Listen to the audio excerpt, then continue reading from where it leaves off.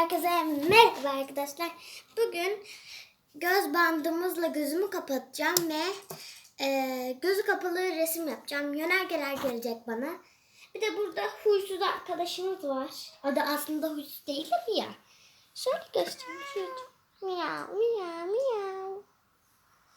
Evet, şimdi gidiyor. Evet, görüşürüz. Şimdi bana yönergeler gelecek. Gözümü kapatıyorum. Evet, ne yönergesi? Aç. Tamam.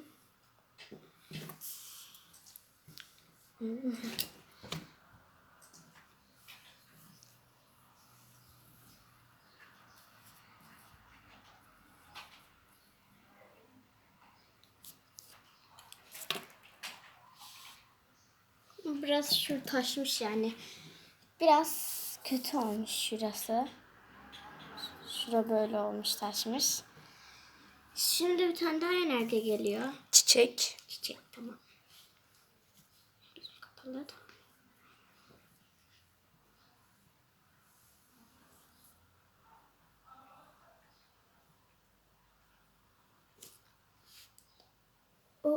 Çok kötü oldu arkadaşlar. Şey görüyor musunuz? Şu kelebek gibi.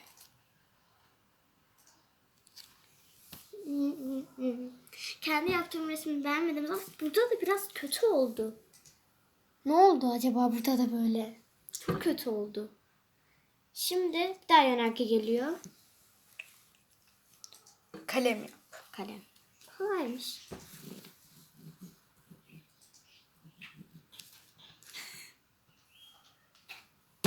Arkadaşlar bu ne? Şu ne? Ay, şu ne ya? Roket gibi.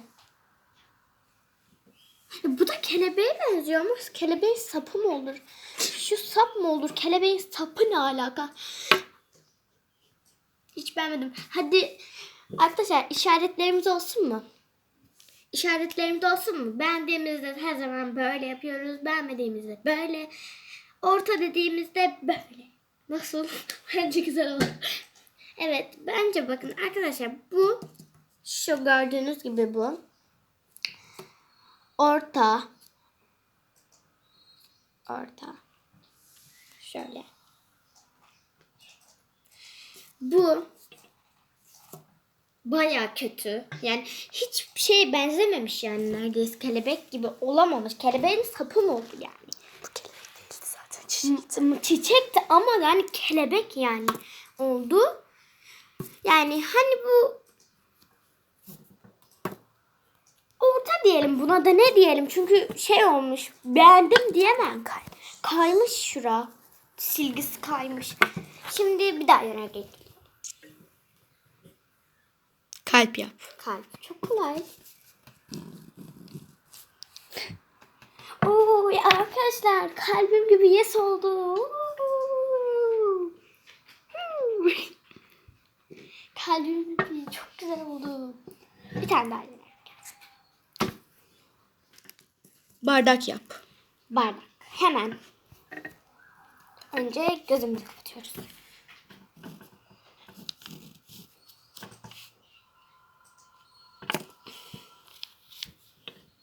Ya bir şey diyecek laf bulamıyorum arkadaşlar. Ben bir şey diyemem yani. Bardak değil, boş kutuya benzedi. Yani boş, senin dediğin gibi boş kutuya benzedi yani. Bu korona tatilinde bana bir şey yarar, resim daha güzel yaparım diye düşündüm. Daha kötüleşti resmim. Eskiden resmim buydu. Çok güzellerdi.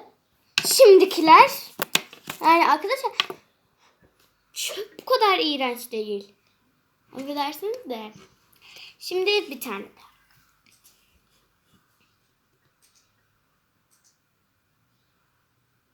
Kaşık yap.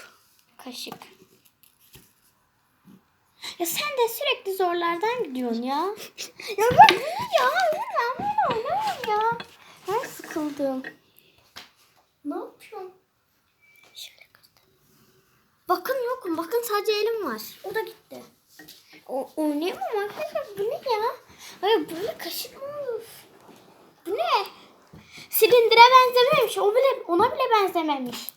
Şuna bakın. Bu silindir. Silindir bu. Bu.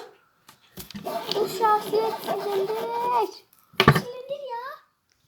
Ama bu ne? Tamam Bu sus. ma- Sus tamam. Çatal yap. Çatal. Sen de hep zor şeyler ya. Hep zor. Aslında bu fazla zor değil. Kıstım. Arkadaşlar bir dakika annemi göster. Ay anlamıyor bunu. Arkadaşlar annem yaptı. Arka sayfasına. Ben biraz çalışmıştım şurada ama çok kötü oldu. Bu annem yaptı ve şöyle yaptı arkadaşlar. Ben de ağaç yapayım mesela. Gözümü kapadım merak etmeyin. Hatta göster abla. Kapadım gözümü. Şöyle elini kullanıyor. Çiçek yapacağım ben hatta. Elini kullanıyor. Sonra evet.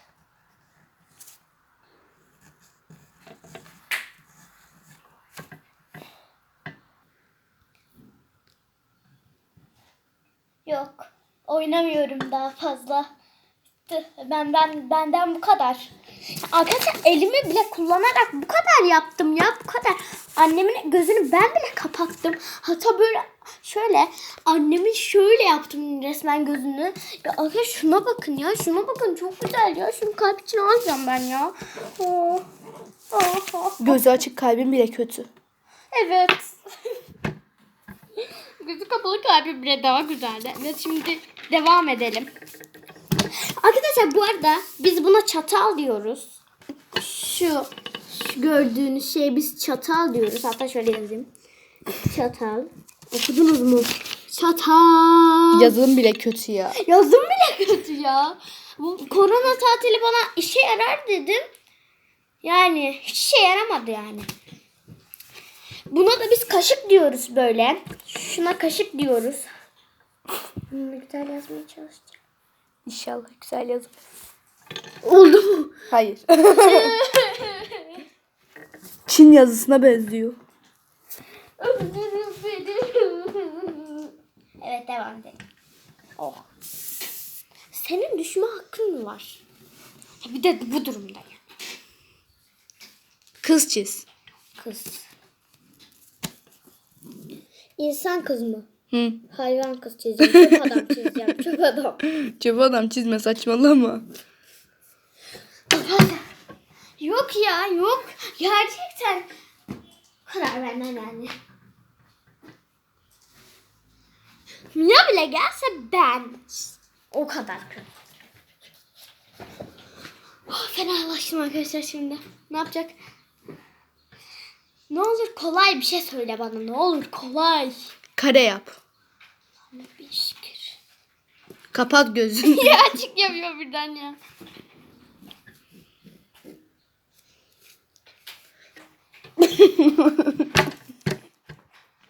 Bardağa benziyor.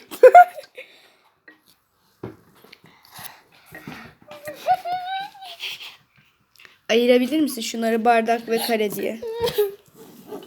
Ay yemin ederim çok kötü oldu.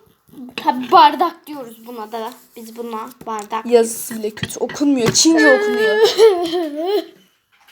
Çinliler okuyabilir sadece. Evet.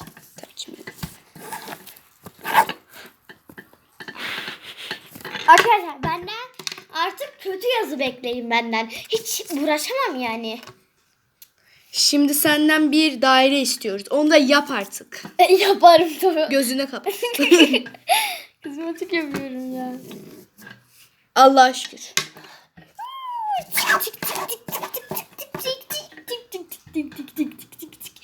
Tik at 1000 tane tik. Çok güzel. Evet arkadaşlar videom bu kadardı ve kötü yazılara artık elveda diyoruz ve güzel yazıya da görüşürüz diyoruz. Bye bye. Kanalımı beğenmeyi ve abone olmayı unutmayınız.